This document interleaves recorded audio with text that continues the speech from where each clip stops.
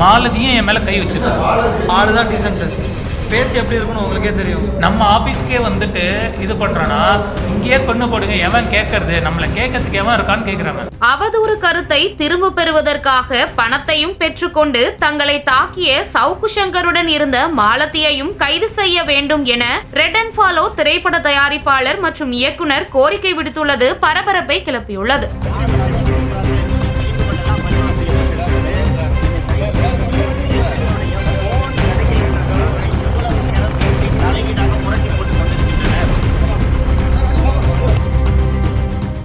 சென்னையில் செய்தியாளர்களிடம் பேசிய ரெட் அண்ட் ஃபாலோ திரைப்பட தயாரிப்பாளர் மகேஷ் மற்றும் இயக்குனர் சாதிக் போதைப் பொருள் விற்ற பணத்தில் தாங்கள் படம் எடுத்ததாக சவுக்கு சங்கர் அவதூறு பரப்பியதால் திரைப்பட வியாபாரம் பாதிக்கப்பட்டுள்ளதாக வேதனை தெரிவித்தனர். மேலும் அவதூறு கருத்தை திரும்ப பெற சவுக்கு சங்கர் 1 லட்சம் ரூபாய் கேட்டதாகவும் அதனை வாங்கிக் கொண்டு மாலதியுடன் இணைந்து தங்களை தாக்கியதாகவும் திரைப்பட தயாரிப்பாளர் மகேஷ் மற்றும் இயக்குனர் சாதிக் ஆகியோர் குற்றம் சாட்டினர். தாக்குதலின் போது சவுக்கு சங்கருடன் இருந்த மாலதியையும் கைது செய்ய வேண்டும் எனவும் அவர்கள் தெரிவித்துள்ளனர்.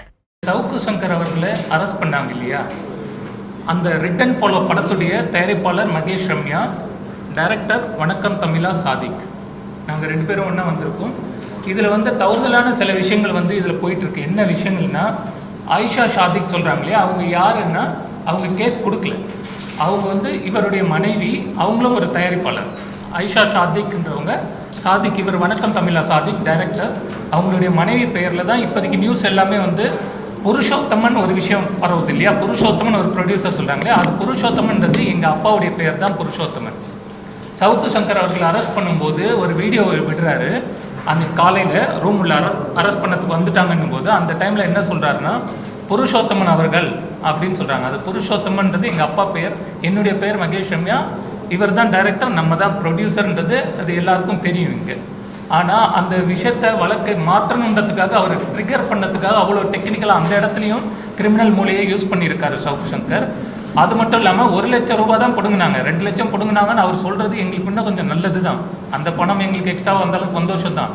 அந்த இடத்துல இந்த விஷயத்தெல்லாம் ட்ரிகர் பண்ணதுக்காக 2 லட்சம் பிடிங்கியதாக கம்ப்ளைண்ட் கொடுத்தா, அவரே படித்ததை தான் இன்றைக்கி சாட்டை முருகனாக இருக்கட்டும், மதன் கௌரி அவர்களாக இருக்கட்டும், மாரிதாஸ் அவர்களாக இருக்கட்டும், இல்லை எல்லா சமூக வலைதளங்களில் எல்லாமே அதுதான் ஒரு பேசு பொருளாக இருக்குது. ரொம்ப கஷ்டப்பட்டு இந்த படத்தை நாங்கள் ஃபைனல் பண்ணி கொண்டு வரும்போது பிஸ்னஸ் பண்ண விடாமல் இருக்கிறதுக்கு காரணமாக இருக்கிறதால சவுக்கு சங்கர் அவர்களை நாங்கள் அலுவலகத்தில் சந்திக்கிறதுக்கு முன்னாடி கால் பண்ணிடுறோம். அந்த கால் பண்ணும்போது அவர் என்ன பண்ணுறாருன்னா, இது மாதிரி எதாக இருந்தாலும் 10 லட்சத்தை எடுத்துகிட்டு ஆஃபீஸில் மீட் பண்ணுங்கள், 10 லட்சம் கொடுத்தாதான் போது அவர் மிரட்டல் தோரணையில் பேசுகிறாரு. சரி ஓகே, நம்ம சாதாரண போயிட்டு ஏதாவது பண்ணிவா பேசி அந்த வீடியோ தவறுதலாக ட்விட்டரில் போட்ட வீடியோலாம் நீங்கள் பார்த்துருப்பீங்கன்னு நினைக்கிறேன். கஷ்டப்பட்டு பண்ண படத்துக்கு ஒரு இவ்வளோ பெரிய பிரச்சனை இருக்குன்றதுக்கு அந்த வீடியோவை மட்டும் நீக்குங்கன்னு சொன்னதுக்கு தான் அவரோட ரியாக்ஷன். நீங்கள் போலீஸ் அரெஸ்ட் பண்ணும்போதே கால் மேலே கால் போட்டு அவங்கக்கிட்ட எப்படி பேசியிருக்காங்கன்றவங்க அலுவலகம் போனால் எப்படி பேசியிருப்பாங்கன்னு உங்களுக்கே தெரியும். 4 வருஷமாக நாங்கள் இந்த படம் பண்ணிகிட்ருக்கோம், அவ்வளோ கஷ்டப்பட்டு சிறுக சேர்த்து பண்ணிகிட்ருக்கோம்.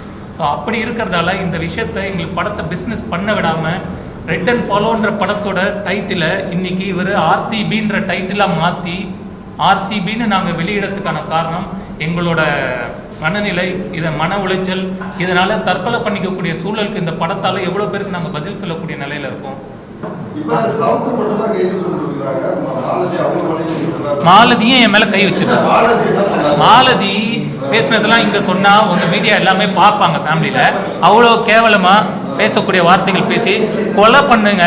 இவன் இல்லை, அவங்க ஆளு தான் டீசென்ட், நம்ம ஆளு தான் டீசென்ட், பேச்சு எப்படி இருக்குன்னு உங்களுக்கே தெரியும். நம்ம ஆஃபீஸ்க்கே இது பண்ணுறோன்னா இங்கேயே கொண்டு போடுங்க, எவன் கேட்கறது, நம்மளை கேட்கறதுக்கு எவன் இருக்கான்னு கேட்குறாங்க. அப்புறம் ஒரு 4 பேர் இருந்தாங்க சின்ன பசங்க, அது கரெக்டாக எங்களுக்கு தெரியல யார் யாருன்னு. நபர் அடையாளம் தெரியும் ஓரளவுக்கு, காட்டினா பார்த்தா, ஆனால் அவங்களும் அடிக்க வந்தாங்க. இவர் அதை தடுக்க வந்தார்.